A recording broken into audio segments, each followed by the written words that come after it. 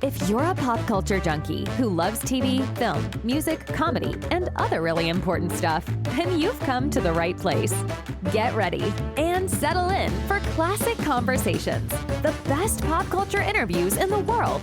That's right, we circled the globe so you don't have to.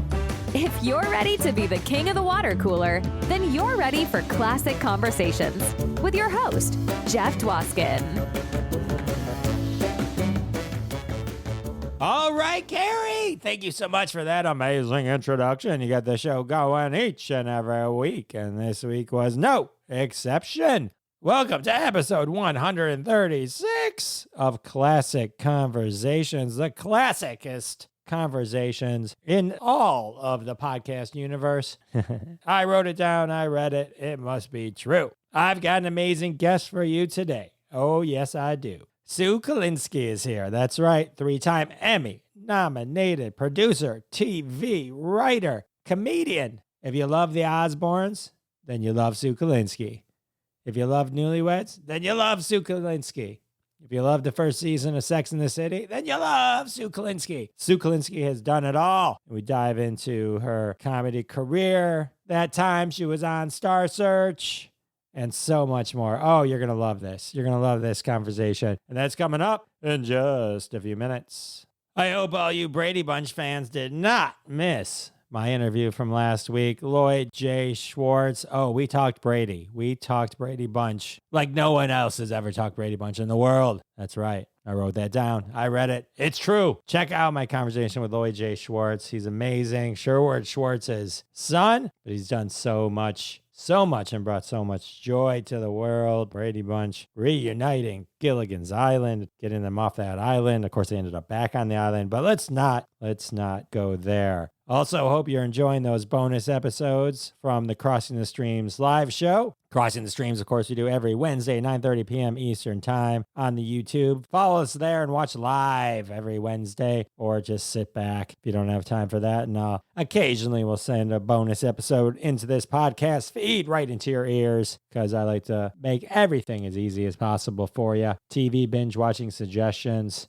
await you. All right, I got a real special episode coming up on Thursday. I know a little bit ago I let you know that I was at the Motor City Comic Con for the Christopher Reeve Legacy Reunion, and I got to interview Mariel Hemingway, Jack O'Halloran, Nan, Sarah Douglas, Ursa, Mark McClure, Jimmy Olsen, Aaron Smolinski, Baby Clark Kent, and then Robert Verdetti and Wilfredo Torres, the writer and artist of Superman 78 comic book. Well, guess what? This Thursday, we got a Superman episode coming. Short interviews with all those folks. And I do have a old Jeff East interview that I never aired. He was young Clark Kent in Superman. And so he's going to talk all about that as well. We're going to finally air that. So that's exciting. So we got a whole Superman episode coming up next week. So if your socks are on the other side of the room now, because I just knocked them off, go get your socks. Keep your feet warm. That's important. And get ready. That's coming Thursday. I got amazing Sue Kolinsky coming up in just a few, but now you got something extra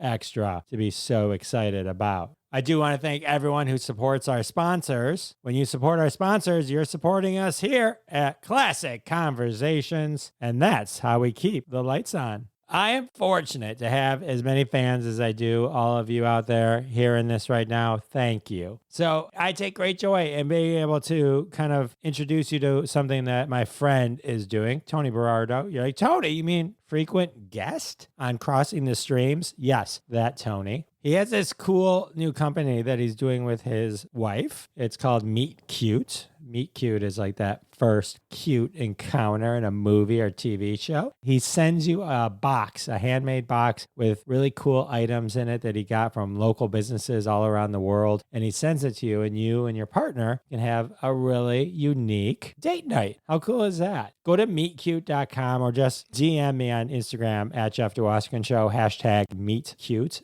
I'll DM you the URL. But check that out. It's really, really cool. It's a monthly subscription. So if you're like, oh, I already get fruit monthly or wine, well, now you can get stuff for a great themed date night. How cool is that? I know. It's only $30, worth $1 million more than that. Check it out. Tony did not pay me to say that. That is not a paid ad. That's just from my heart. Speaking of from my heart, I'm excited to share my interview with Sue Kolinsky with you. You're about to learn about her 3 decades in comedy, her amazing work on reality shows, when reality shows were real, like the Osbournes. And you're going to walk away going, Vaughn Meader, I got to look that guy up. Why? I'm not going to tell you. You got to listen. And that's coming up right now. All right, everyone, I'm excited to introduce you to my next guest, TV writer, 3-time Emmy-nominated producer, sports blogger, co-host of Culture Pop podcast, comedian, and are you still a comedian? I don't do stand-up anymore, no. Former stand-up comedian, even though there's really no such thing. Ladies and gentlemen, welcome to the show, Sue Kolinsky. Hi, Sue. Hi, Jeff. It's great to finally meet you face to face. Yes, this is so nice. It's thank you for doing my little podcast with me. I appreciate it. Yeah, well, I listened to your podcast and it was a lot of fun. And I was like, hey, how do I get me on that? Yeah, that's it is. It's a hoot. I was listening to your podcast as well. You're a hoot. Now we're podcast friends as well. So this is awesome. But let's not talk shop. We'll talk shop another time. We'll do that. You've got a fascinating career. I'm excited to talk to you about it. But I know you said you're not a stand-up comedian anymore, but I know that's your roots are in stand-up. Yes. So how did the bug bite you? How did you kind of get into stand-up comedy? My parents bought the first Family album. That was Vaughn Meader, who did John Kennedy. Did you know of that? I'm much older than you, I think. I've heard you talk about him, so I did a little research on him. So we can do a little mini report on him. So I'm familiar, but go ahead with your story, and then we can. So I'm the youngest of 5, and one of my brothers, from listening to the record, started doing an impression of John Kennedy, which opted me to do an impression of John Kennedy. So at like 5, I started to do impressions. And then as I got a little bit older, I kind of had a whole kind of corral of people that I did. And because my voice is deep, I only did men. So I did like John Wayne and, James Cagney, and then I, do Nixon. And then I became a really big fan of impressionists, like Frank Gorshin was my all-time favorite. And then, Rich Little and David Fry. I started to do it the first time I ever did it publicly, because I used to, entertain the family and relatives would come over and it's like, oh, look, Sue, she could do John Wayne. And I'd be like, nah, I don't want to do it. And they were like, oh, I bet you can't do it, trying to, use reverse psychology on me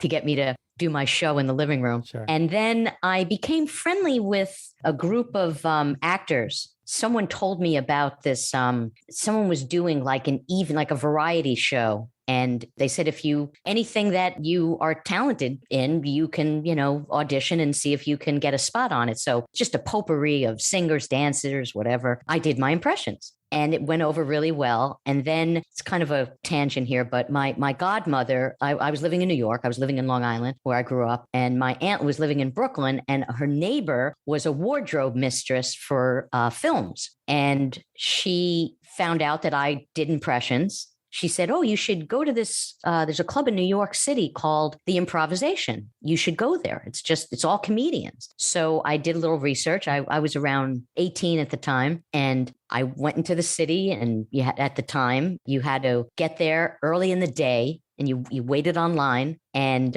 you had to pick a number from a hat. And that number dictated what time of the evening they would sprinkle on the auditioners during the regular show. And I got a pretty early number, did great, passed, got invited back, and had no idea the inner workings of what passing meant. Or I thought that every time you went back on stage, you had to do something different. I didn't know that you can do the same thing. So I wrote a completely different set, didn't do as well, never got spots, and then just stopped doing it and thought, I'll see what happens when I get older. Maybe I need to really rethink this. A couple of years later, I auditioned at Catch a Rising Star, which was the other premier club in the city. Passed there, never really got spots. I was what they would call, you did, or I don't know if you still do stand-up, but we were considered late night comics, which meant that we went on anywhere from like 1 to 3 o'clock in the morning when hardly anybody was there. But it was a real test of your commitment to being a comedian. And if you could tough that out and you can go on in front of 3 people and not get disenchanted and just still believe in yourself, then it was going to pay off. And that's basically what happened.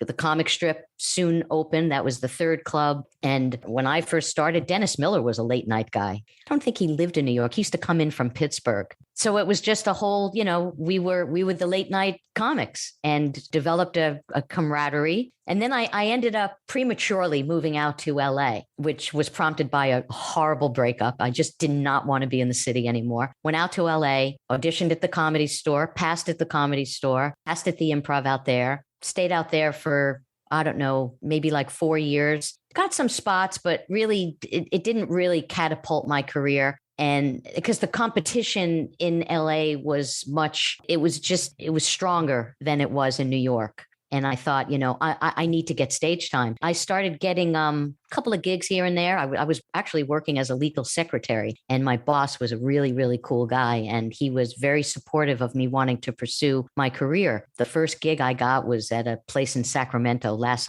Unlimited. I was the opening act, and he let me take off. He said, I will always let you take off of work if you could fill your seat. And I was a legal secretary. I mean, I knew nothing about law. I just, answered phones, typed letters, and my cousin would come and fill in for me. Like one of my friends came in and filled in for me. And then I started to get gigs, and I finally was able to quit. I moved back to New York. I got a lot of college gigs, and that kind of heightened my bank account. And then I just stayed in New York for a pretty long time and really, really got to work on my craft. I stopped doing the impressions and just started talking about my life and whatever. Did it for probably close to 30 years. I did stand up. Amazing. It's interesting how they kind of bottled you as a late night comic. I think in Michigan, I was considered the mom's favorite comic. What's that about? All the other comedians would go, "You're my mom's favorite," because I was always older than everyone, so I would. That was my demo. And how did you start? That's a great question. I was always really funny at work, and I would be funny at like the all hands meetings, those big staff calls, and I would just get up. It started where like I was working in this one particular sales company, but I was really out of Chicago, but I'm in Michigan. So I had a little more leeway with what I could get away with because these people weren't my direct bosses. So I do basically routines when I would do my presentations. I was a hoot. And then I had a web development company in the late 90s here in Michigan. And Mark Ridley's Comedy Castle was one of our very first websites that we did. And I had remembered that on their website, they had comedy classes. And so everyone was like, you totally need to do that. And so I was like, all right. I never had the guts to like just walk in one day and walk on stage, right? But so I took this writing class. I think it was like a couple months. Then you do like the 7 minutes. And that was 20 years ago. I just never stopped. It was just so much fun. So. Wow, 7 minutes. I mean, that's a long time. I think the auditions in New York were like 5 minutes. Yeah, Michigan, where they yeah, right. That's what I always heard. Like LA, New York, like 3 minutes, 5 minutes. Like we were blessed with 7 here in Michigan. Probably not as many comics. And then when you think of it, I did Star Search early on in my career. The first rendition of it with Ed McMahon. The sets were 2 minutes. That's incredible. So tell me about that, because you won at least your first round. I won, right? Or at least a couple of rounds? I actually got into the semifinals, but I was lucky because I did the first show of the season and I went up against a comedian named John Mulrooney. Do you know who John is? I looked him up. He's from Brooklyn, like you are. He was a very, very popular New York comedian, kind of a blue collar guy. He was touted to win the whole thing. And his managers were Rick Messina, who has since become, huge manager. You manage, Drew Carey, and he still manages Tim Allen. But at the time, he had just started to cultivate his clientele. And then a guy named Bill Boggs. I don't know if you know Bill Boggs. He had a local talk show, like daytime talk show in New York. And there was another guy, Rich Baker. So the three of them came to the show. The thing is that we had an audition just to kind of get the semantics of the flow of the show and all the different acts, from the dancers to the singers to the bands. and the comics had to show up in the afternoon and run through their performance. So John decided that he wasn't going to come to the rehearsal. I don't know whether he thought he was too big to do it. He thought it wasn't important. Well, it turned out that we had similar material about working out, and I went first. So that really screwed him up because my jokes were funny. They were really, really good. And I wouldn't say that his jokes were bad. It's just that they heard the topic already. But I remember being in the green room and I just came by myself. I didn't have a posse. You know, I was like a young comedian. So he comes in with his management team. They're like trying to psych me out in the green room. And like, I knew Rick Messina. Rick Messina was a bartender at a comedy club in Long Island. So I knew Rick forever. And we were very friendly. So it was like, what are you guys trying to do? You kind of shake me down here and try to like intimidate me. So I beat him the first episode. And I had like 3.7. So 3 and what is it? Like I had almost 4 stars. I was 1/4 short of 4 stars. So I won. And then I won the second time. And then the third time I tied. I lost to the audience. They voted for the other guy. And what I was upset about was that any of the judges, if they knew you, they had to excuse themselves from being a judge. And one of the judges did know me. He wasn't my agent, but he worked at an agency that he later became my agent, but we were just friends. But he knew me, so he excused himself. And if he didn't excuse himself, that one vote from that judge, I would have won, and it never would have went to the audience. But because my scores were so high, it was kind of an outlier season. A lot of comedians didn't score very high, and no one went on like a major run. So because my scores were high, I got into the semifinals. That's awesome. But they should have, if there's a conflict of interest, they should just get a new judge. Yes. So they did get in.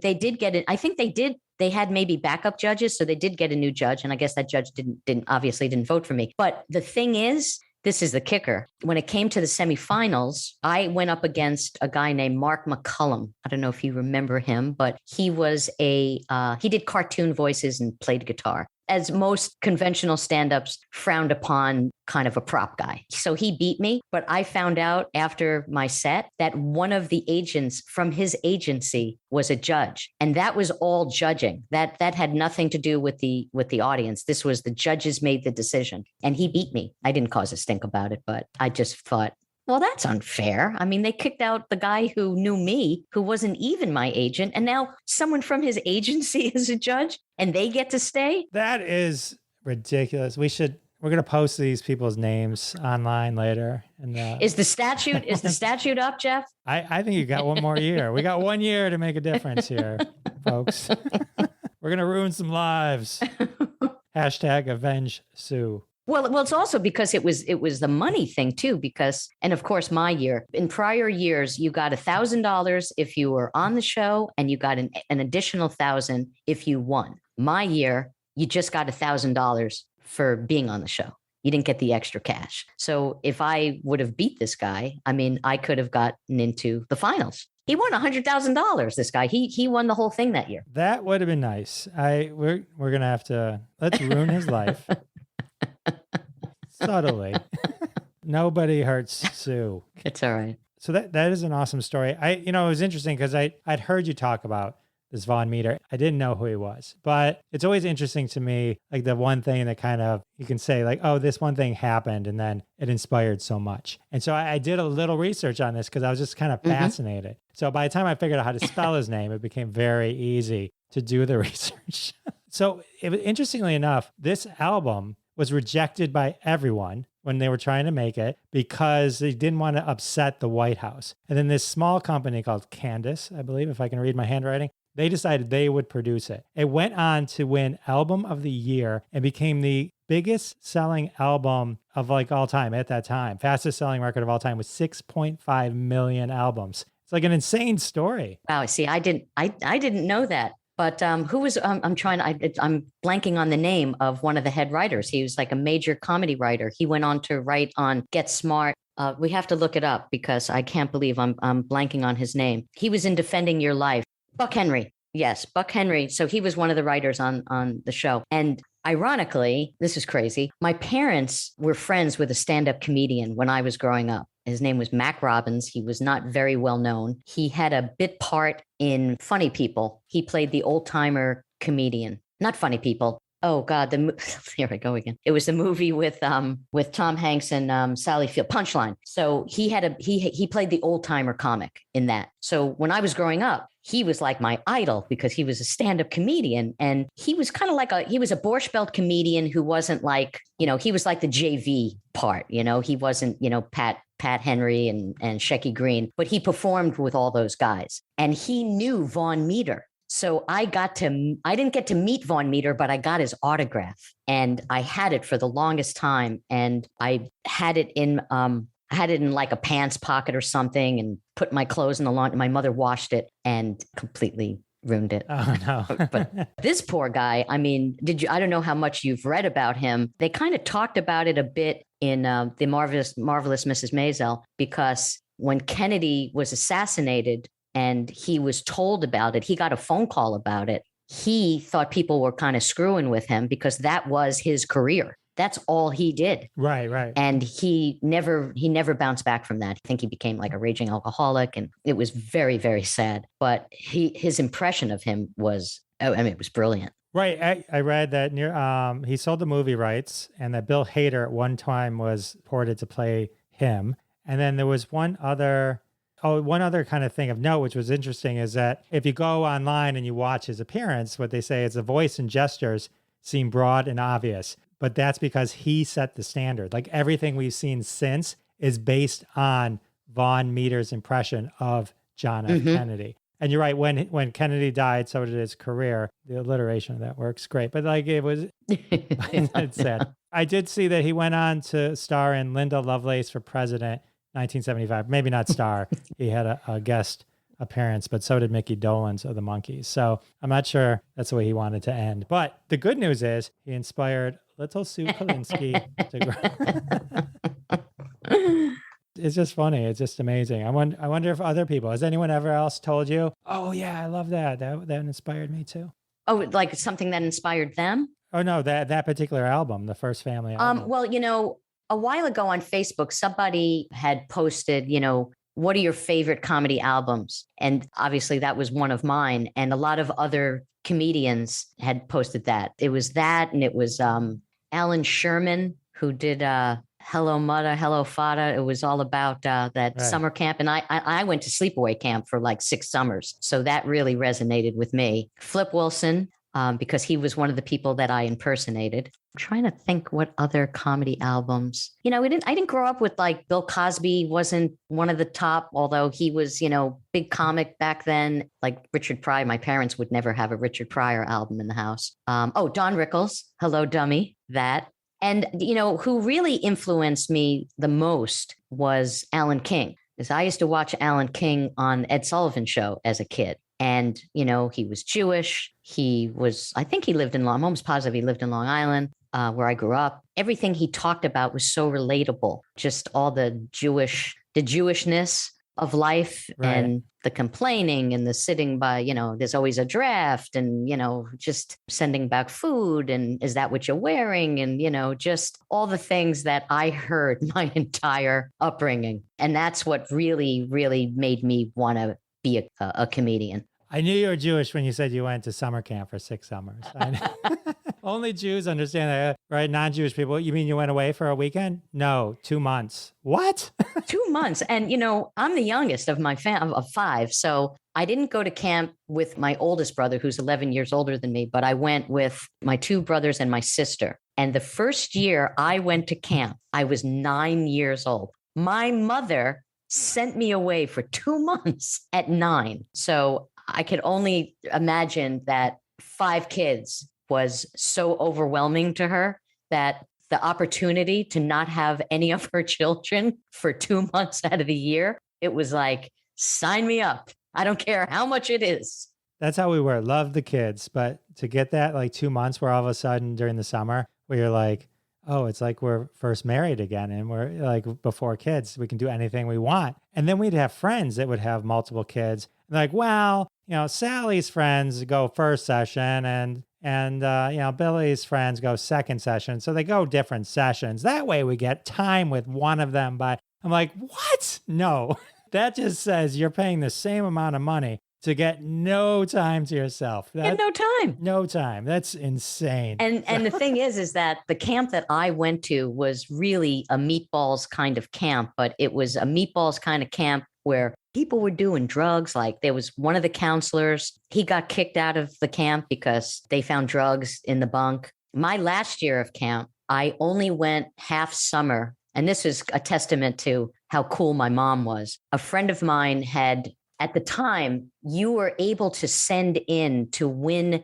to like a radio station. You were able to send in postcards to win tickets to concerts. And he filled out like, I don't know how many, but probably 100 or more to win tickets to see the Stones at Madison Square Garden. It was 1972. And wow. Stevie Wonder was on the bill. Who else was on the bill? What a surprise that I'm forgetting. There's a couple of other like big names that were on the bill, but Stevie Wonder was one of them. It was one of the months of camp. It was in July. And I said to my mother, you don't understand. I can't go to camp in July. I have to see this concert. I was 15 and she saw how important it was for me. So she allowed me to go just in August. And at 15, I took a friend of mine the second month. I said, you should come to camp with me. Someone I had grown up with. I brought pot with me to camp at 15. I guess there was a rat in the bunk. Because I had it like in my trunk and it was hidden and someone told on me and one of the directors, there were two directors of the camp. Now he had known me since I was 9 years old. Not only did he know me, he knew my whole family. My cousins went. So he found out that I brought pot to camp and he never, ever told my parents. He just said to me, I want you to throw it out. And that was it. And he never brought it up again. He could have got me in so much trouble, but he loved me and he loved my family. And he said, I'm not going to do that to you, but just get rid of it. That is very nice of him. Very. So nice. here my parents were sending me to a camp where it was totally insane. I mean, it really was meatballs. My sister, who's 3 years older than me, she and her girlfriends stole all of the boys' camp, the older boys' camp BVDs, white BVDs, and dyed them pink. And we had what they call lineup, for meals. So in the morning, you lined up before breakfast. They put it on the flagpole. And then to get the women back, they went into their bunks and stole all their bras and put those on the flagpole. Nice. So that was the kind of crazy camp that I went to. And it was the greatest thing I ever did in my life was go to summer camp. Yeah, camp is the greatest. Did you go? Yes, I went. I went more later during high school, and then I was a counselor and supervised at camp as well. So I spent many a summer at camp. It was a good time. I remember my counselor being hauled out because they fired him because he was drinking or something. They do their best to contain everything, but it's like, what can you do? Like when you put like kids that age together, you can't keep your eyes on everybody. And we snuck out. As preteens, we would sneak out, and there was a local store down the block that sold these amazing cookies that were synonymous for upstate New York. And maybe they're more national now, but they were called Freihofer's chocolate chip cookies. And you can only get them in upstate New York. And it was like a drug. They were like the greatest cookies in the world. Sounds delish. So we used to sneak out and go to that store. And we were away from our parents. So we did anything we could to get away with stuff. I mean, that was the whole point of camp. I would challenge the cookie. My grandma would send me cookies. They were the best cookies. Okay. All right. My favorite thing in Friends, you ever watch Friends? Like when the Phoebe's like, I had the greatest recipe, and it turns out it's just a Toll House recipe on the back of the.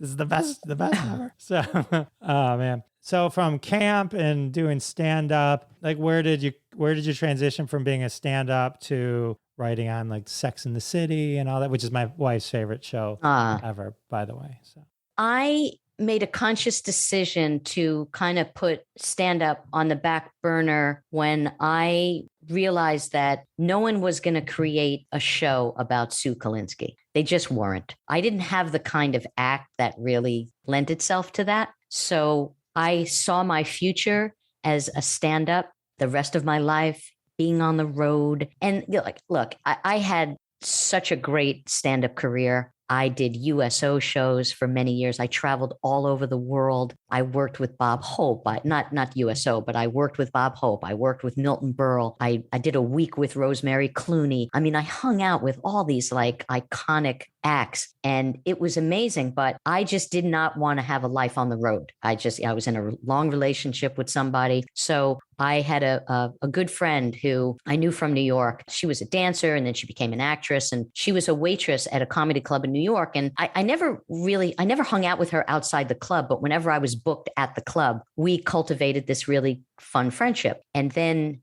she moved to LA before I did. And then when I moved out, I found out that she was living out here and we totally connected. And she was a writer, kind of chip off the old block. Her father was a writer. So she said, you want to try to write a spec script and see if we can get a job. So we wrote our first one. We wrote a Ellen, and then we wrote a Mad About You. The first Ellen? The first Ellen. Okay. And then we wrote a Mad About You, and we ended up getting an agent right away. We signed with CAA actually right away. And then we wrote a Larry Sanders. And that was probably, the other two scripts I thought were great, but the Larry Sanders, I think, really kind of put us in a whole other league. And we got a job on a show called Brotherly Love with the Lawrence brothers. Whoa.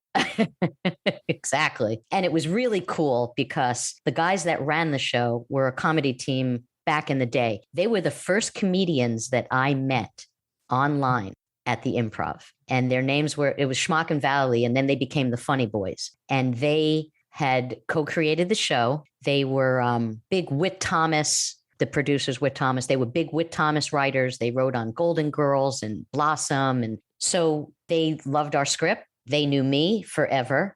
So we got a job writing on that. And it was the second season. It started on NBC and then NBC dropped the show and we got on the show when it was on the WB and then it got canceled.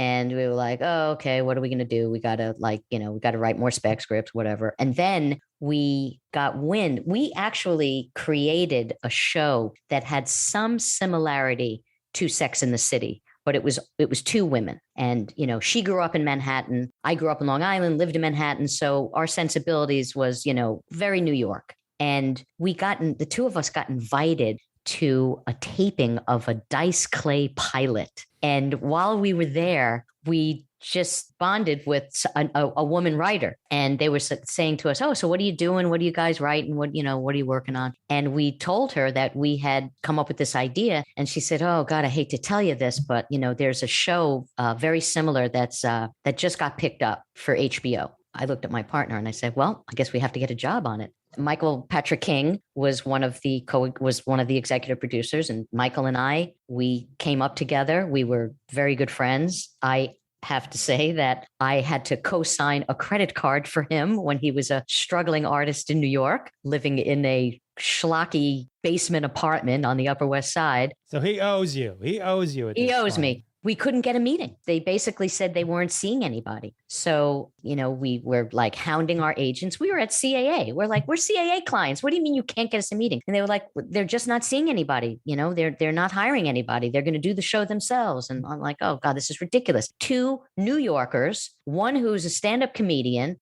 How could you not even meet with us? And Michael. So I didn't call Michael, but I called up someone that I knew at HBO, Carolyn Strauss, who was a big shot at HBO. And I called her up and I said, Carolyn, because she knew me, she knew my whole stand-up career. I said, Carolyn, you got to get us a meeting. So we finally get a meeting and we have a great, great meeting with them. And I do think it was our Larry Sanders that they really sparked to. But the reason why I think we actually sealed the deal was that after the meeting, they walked us to the door and Michael just randomly said, what do you think about anal sex?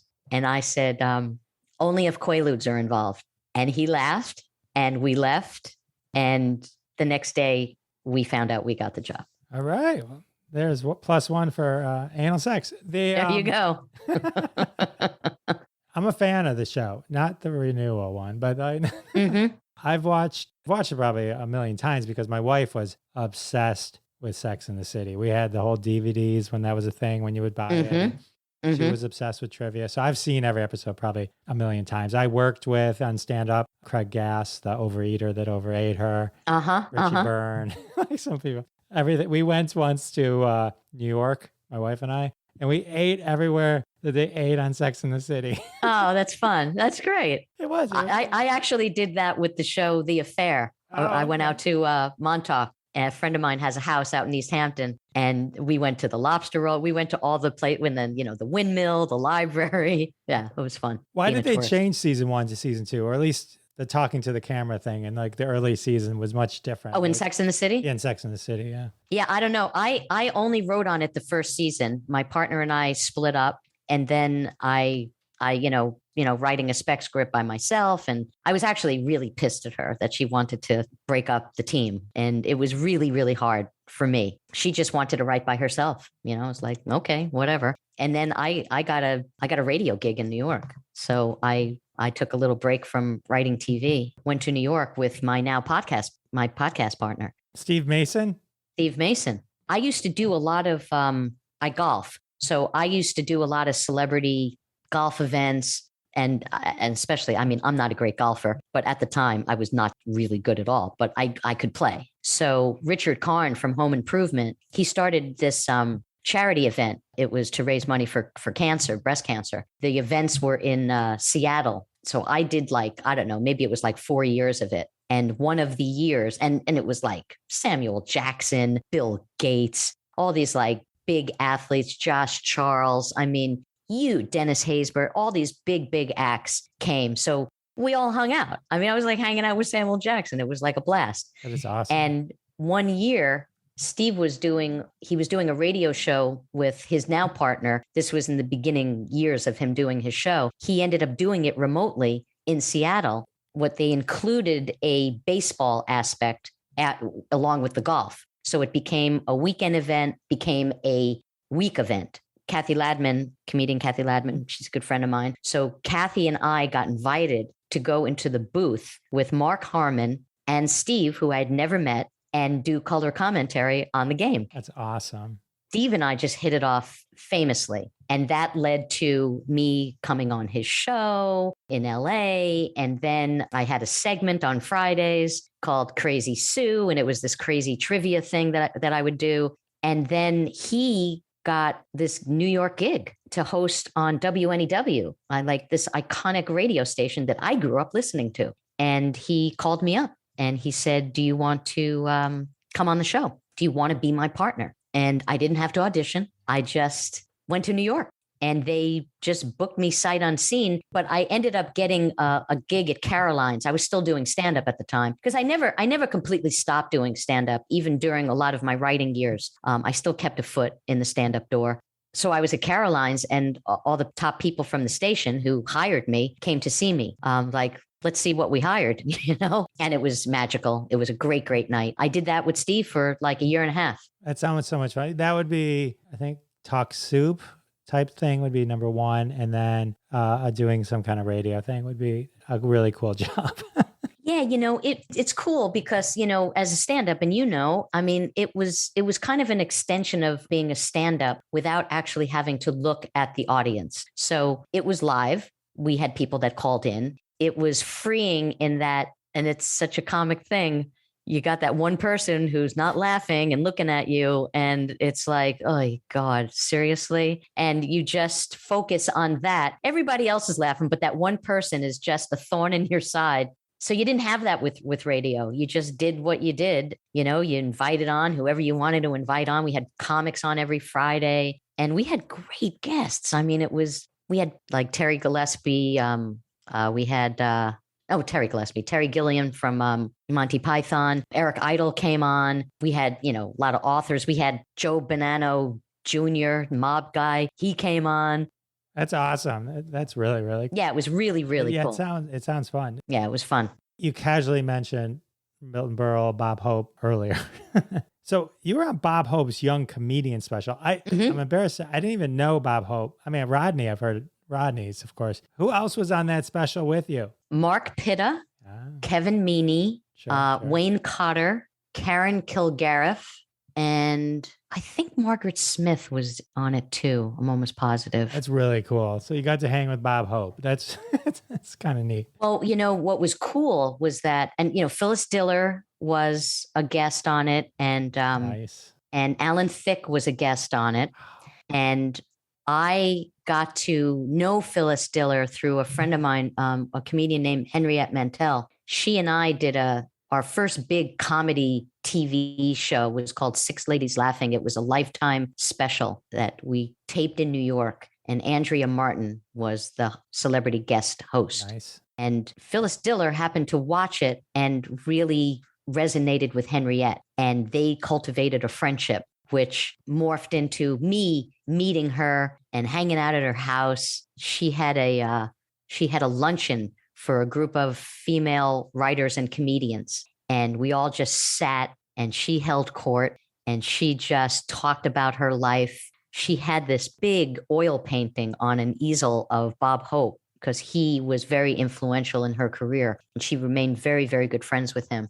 Anyway, so the hanging out part with Bob Hope, he invited all the comics the following day to his house in Toluca Lake.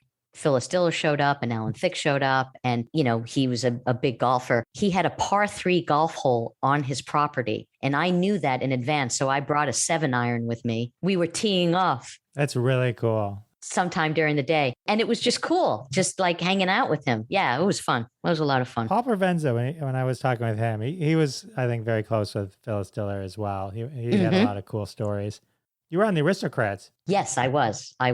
Yes, with Kathy Ladman and Carrie Snow. So cool. Yeah, it was cool. But Paul to me had one of the all-time greatest celebrity relationship stories. I'm sure he probably shared it with you when he was working in Vegas. He was opening for Diana Ross. Did he tell you that story? Yes, I think so. Yeah, it sounds familiar at least. Or I heard him talk about it somewhere else. It all blurs. Word got out on the Strip to a lot of the other venues that there was this young comic who was really, really funny. And on the marquee, his name, it was just Diana Ross. So when he came out from center stage, from the curtain, no one knew that there was even a comedian opening up the show. And he said that it was a little difficult for him to kind of get his footing right out of the gate. So Phyllis Diller came, she wanted to meet him because she had heard about him. And he shared his dilemma. And she said to him, come from the side of the stage, come from the area where you have to walk a little bit of a distance. Let the audience take you in before you get to your mark. And you look at the audience and say, and I don't know whether she said this to him or maybe he asked her, he wanted to say it, but he said to the audience, I don't know you either. And that broke the ice. That's all right. You just need that one second. Exactly. It's all yours. Exactly. You mentioned earlier you wrote a spec script for Ellen, but then later you did work on her second sitcom, The Ellen Show. Yes. Not the best experience. Oh, God. It was probably my biggest nightmare in show business. Yeah, she didn't like me. I don't know why. I didn't know her during our stand-up days together. I never ran into her. It was just bizarre. And I got the gig, based on spec scripts, that I had written. But Carol Leifer, who's a very good friend of mine, she was one of the executive producers. And Mitch Hurwitz, who was her partner on the show, knew me because he was good friends with the funny, Jimmy Valley, who was one of the funny boys. So, our paths had crossed. But Carol was really the reason why I got the job. I just don't know. She was not nice to me. I mean, not nice to me in such a devious way. I mean, publicly not nice to me. I mean, we would have table reads, which for those who don't know, on Monday.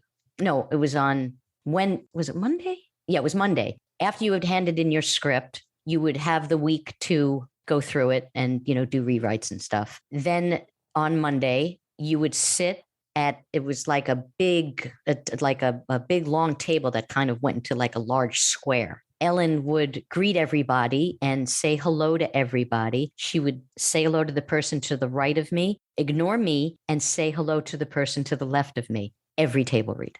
And it was really like bizarre. And it was so uncomfortable. Was it also uncomfortable to the other people who are witnessing this? I mean, it had to have been, I'm right? sure it was. I talked to Carol about it and I talked to Mitch about it. I didn't really talk to the other writers about it, but yeah, I mean, everybody witnessed it. I remember I had come up with a story. This is when I totally knew how much she didn't like me. I had come up with a story idea. And usually when you came up with the story, you would go off and write the script. And Mitch came into my office and he said, this is exactly what he said. I'm going to give you story credit, but I'm not. He says, I have a feeling this is going to be a difficult script to write during the week. And it's going to be difficult just because Ellen, she likes something new all the time. Even if it works, she just would throw things out and keep us there till 6 a.m. a lot. And she had no respect for writers. It was really horrible. He said to me, Ellen, no likey, Sue Kolinsky. And I was like, oh, well, that's fun to come to work every day with the star of the show not liking me. But, my contract was picked up. And then he said, but I'll give you credit. And then the script I wrote, and I'm not like tooting my own horn, but the table read. And at that point, the script had gone through many changes, but I got so many compliments and it was so nerve-wracking to me because this was the first script that I wrote as a solo writer. And not only that, but I decided to quit smoking right before I went off to write my script because I thought if I quit smoking now under this pressured situation and I pull this off, I will never smoke again. Good thinking. And I never smoked again.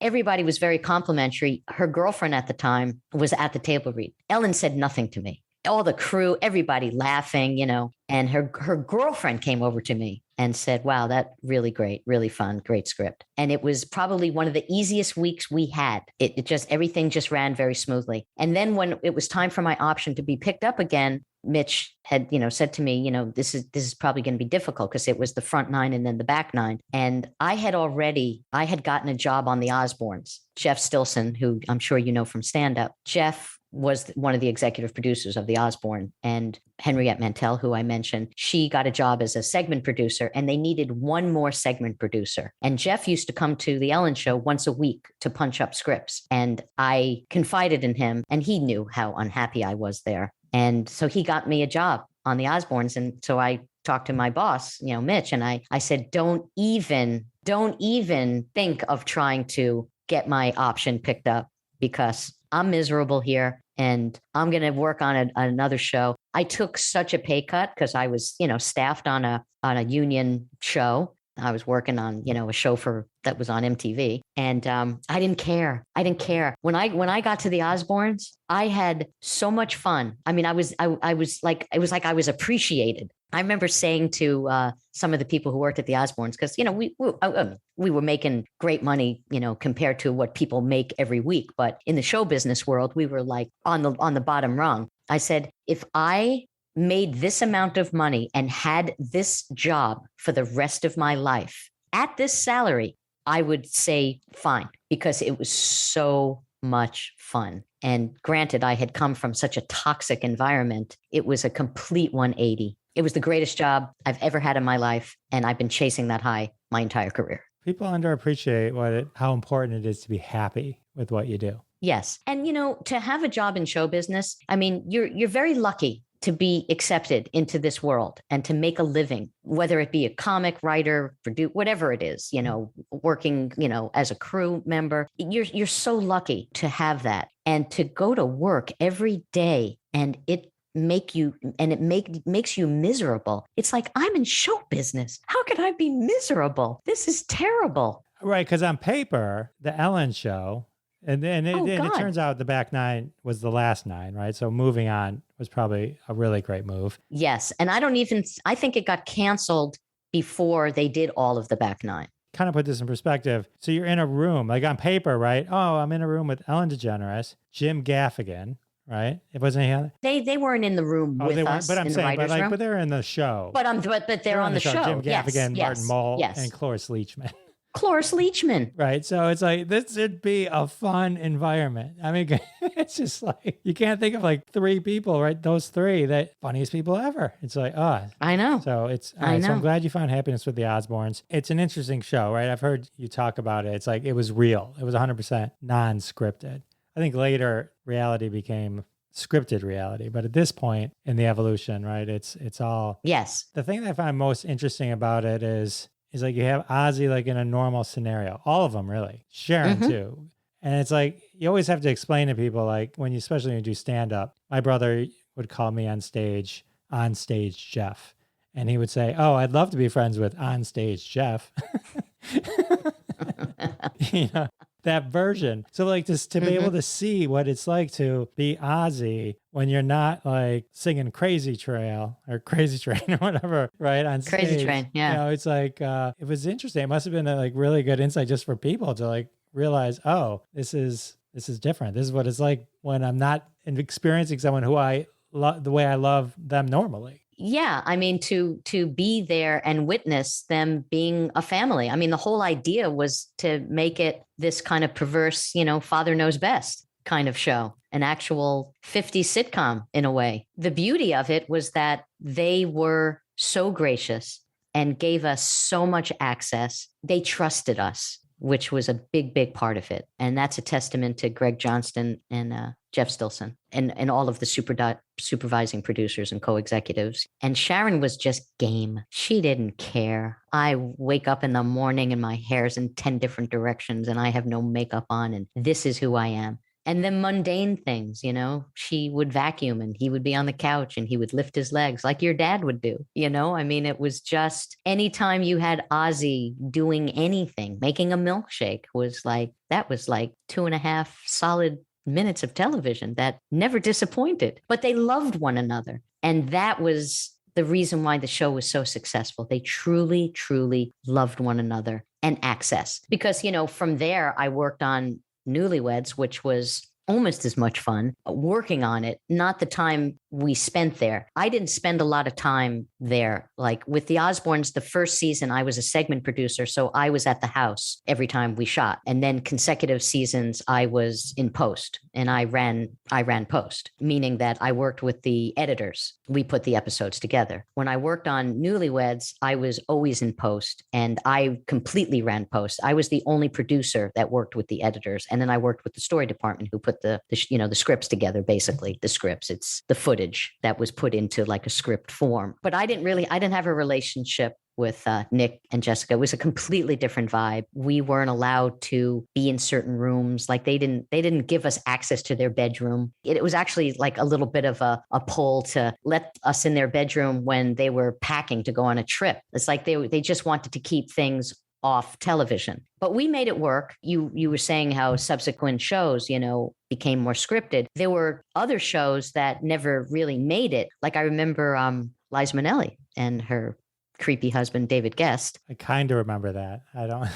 They started to do their show when we were still doing the Osbournes. I had a friend that worked on it. And that show I don't even think the show ever aired because they had way too much control and they didn't want to give them access. You can't do a docu-follow show without letting us be, a real fly on the wall in your life. We certainly can't have a successful show if you're going to discount everything and say no to everything because you don't want to be seen in that light. It's, the Osbournes were just an open book. They let us see everything, all the flaws. And then, and look, Sharon, she got cancer and we shot that season, where she was going through chemo and, I mean, there were serious moments, but, the comedy always prevailed. That was what was going on. And she was all for it. She wanted the cameras there. It was successful because of who they were. I understand it's not scripted, but how did they get into the mindset of being filmed that much and kind of not get caught up in the fact of understanding when I'm talking, this is being recorded and can be played back. So I have to watch what I say maybe, but you know what I mean? Like, I don't know. Well, they never watched what they said. That was the beauty. I know, but all right. So like, there wasn't like a lot that you had to like cut. They never said, don't do this, don't use that. Cause there's a lot of footage I'm sure you never used, but like. There was footage. Yeah. There was footage we didn't use. And a lot of it was, it didn't drive the story or it was too much. I'm like, and that was, the days where you shot so much footage. You had so much footage to work with. It was kind of the opposite of the way they do it now. Back then, you shot and then you created the episode because you weren't really planning a lot of stuff. Like the things that were planned were, a dog trainer is going to come over. We knew that was going to happen, but you didn't know what was going to happen once the dog trainer came over. So you did know, like you knew Ozzy was going to the dentist, but you didn't know what was going to happen when you got there. Jeff Stilson figured out for every 500-minute shot, we used 1 minute. That's how much footage we shot. It was just, so you were a slave to the footage, which some people might say, oh God, that must have been so difficult. It wasn't because the subjects were so good. They never failed to give us great footage, ever. Even with Newlyweds, like I remember, and this was actually just for a pure sense of reality, one of my favorite moments. Jessica had been away touring, and while she was gone, Nick and his brother, who were, the blue collar kind of bumblers in some way, they did a bunch of redecorating while she was gone. And they had newly moved into the house. So there were things like Nick hung up pictures. He kind of put his office together. And he was so excited for when she came home because he thought that she would be so happy with what he did. And she had, they were so different. She came from a family where, and I don't think they were really rich. And Nick certainly didn't come from a family that had money. So he would fix things himself. He was, that's kind of the way he grew up. And when she wanted to buy like $800 designer sheets, he was like, are you insane? It wasn't his world. So she comes home. She's very critical of what he did. They grabbed a beer. And you can tell there was so much tension between them. And they sat outside sipping a beer on their patio. She was just pissy. And he called her a spoiled brat. And she's like, I'm not a brat. And he said, yes, you are. And she made some comment like, I'll make it up to you in the bedroom or something like that. And he looked at her and he said, I want a raise. And we're watching this footage and we're like, whoa, God, what does that mean? I want a raise. It's like, does she not give blowjobs? What is it? What is I want to raise, But it was such a real moment between two married people who were obviously, there were cracks in the marriage. It was like scenes from a marriage, really. It was moments like that made me love so much what I did for a living because it was really true. That's awesome. And then, later on, I got jobs where there was a writer's room on a reality show. And that made me want to throw up in my mouth. One other thing, I saw that you were the original guest host, or you were the original host of Short Attention Span Theater. It was me. It was a revolving cast. There were three of us. Wally Collins, myself, I can't remember the other guy's name. It's driving me crazy. There were three of us. This was a disappointing thing for me. I had a blast doing it. They wanted to just have two people do it. And Jon Stewart was their choice. And then they wanted to recast me, or they wanted me I had to re-audition for my job.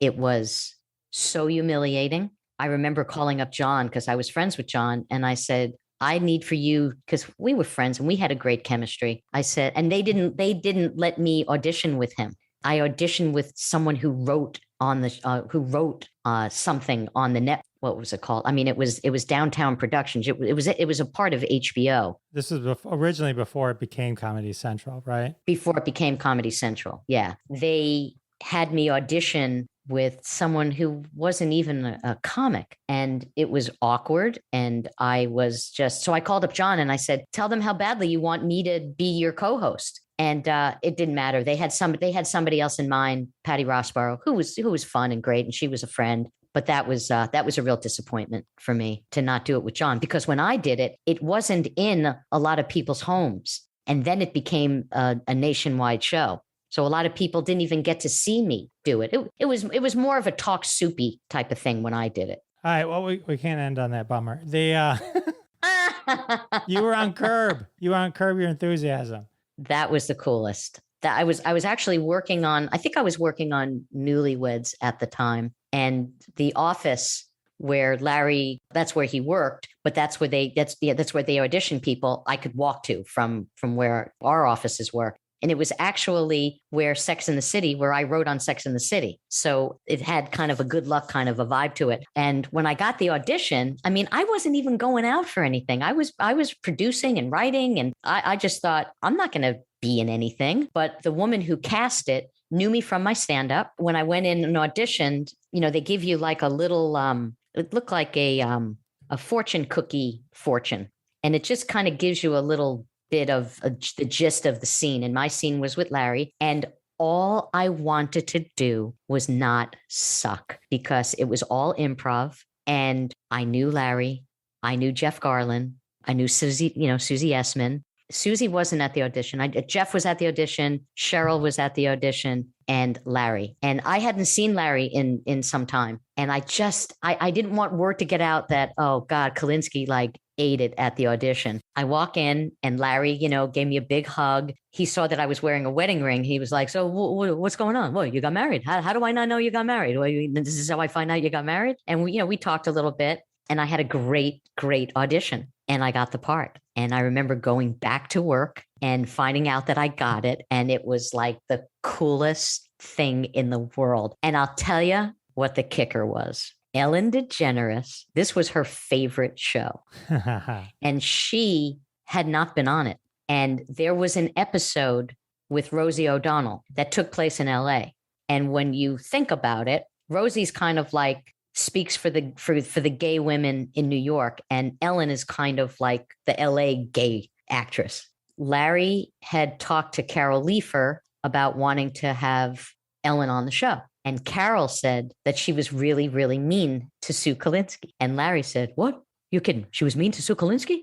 And he booked Rosie instead. Boom. And that is what is called karma, ladies and gentlemen, right there. Yes. Yes. So that was very, very cool. So it was a duel.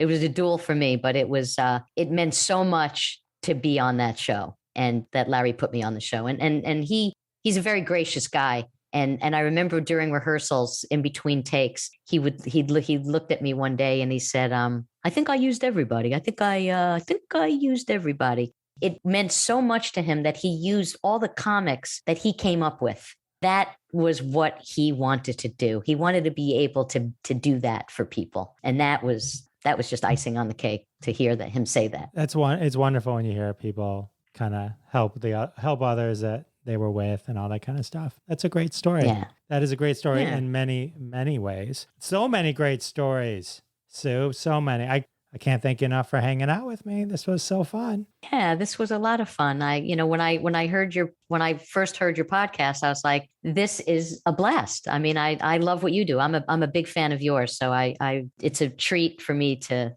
be on. I'm really glad that you had me. Oh, thank you. I'm a fan of yours. You're a fan of mine. Now we're best friends. This is great. How can people keep up with you on the socials? I'm on Twitter. I hardly ever do anything on Twitter. I post on Facebook. The only way to, follow me probably is to listen to the podcast, is the Culture Pop podcast, which you can hear on however you listen to your podcast. Yes. Everyone check that out. Sue has great guests. So very cool. All right. Awesome. Well, thank you again. This was a pleasure. Thank you. And I'll have to thank Paul Lander for putting the two of us together on this blind podcast date. Thank you, Paul. All right. How amazing was Sue Kolinsky? Go run and check out her podcast. The Culture Pop podcast is super cool. She's got great guests. I know you're going to love it. I do. And don't you just want to break out your own JFK imitation? That's not what people can do for you, but how you can do it. I mean, not too good. Well, anyway, go check out the Vaughn Meader First Family album. You can find it online. You will not be disappointed. Well, with the amazing Sue Kolinsky interview over, it can mean only one thing. That's right. It's time for another trending hashtag from the family of hashtags at hashtag Roundup. Follow us on Twitter at hashtag Roundup. Download the free, always free, never costs a penny app at the Google Play Store or iTunes App Store. Tweet along with us, and one day one of your tweets may show up on Classic Conversations. Fame and fortune await you. Hit kind of a high note there, huh? I'm going to leave that in. All right, today's hashtag comes to us from Fresh Coast Tags, my buddy Mark. Hashtag take a show camping. Of course, inspired by Sue and my conversation and love for summer camp. Take a show camping, the ultimate mashup hashtag game. Take a show, a TV show, some kind of camping word, mash them together. Hilarity ensues. All right, here's some hashtag take a show camping tweets. Park and Mindy, last Coleman standing. Get it? This is how you mash up shows and camping. Hashtag take a show camping. Trees Company, 2.5 Tents. Buffy the Campfire Slayer. The Mary Tyler S'mores Show. The Gil S'more Girls. Welcome Backpack Cotter. The West Winging It. Tense and Sensibility. These hashtag take a show camping tweets are the tweetiest. Kids in the Mess Hall. And our final hashtag take a show camping tweet, sex away from the city. There we go. All right. Losing my voice a little bit. If you got this far, I'm going to admit it to you. That's why my voice is going in and out sometimes. But here we are. All right. That was awesome. Hashtag take a show camping tweets. All those tweets will be retweeted at Jeff DeWaskin Show on Twitter. Show them some love. Like them, retweet them. Tell them you heard them on Classic Conversations. Well, with the hashtag over and the interview over, can only mean one thing. Episode 136 has come to an end. Can you believe it? Where does the time go? It just flies by. But here we are. Special thanks to my amazing guest, Sue Kolinsky. And of course, thanks to all of you for coming back week after week. It means the world to me. And I'll see you next time. Thanks so much for listening to this episode of Classic Conversations. If you like what you heard, don't be shy and give us a follow on your favorite podcast app. Also, why not go ahead and tell all your friends about the show? You strike us as the kind of person that people listen to. Thanks in advance for spreading the word, and we'll catch you next time on Classic Conversations.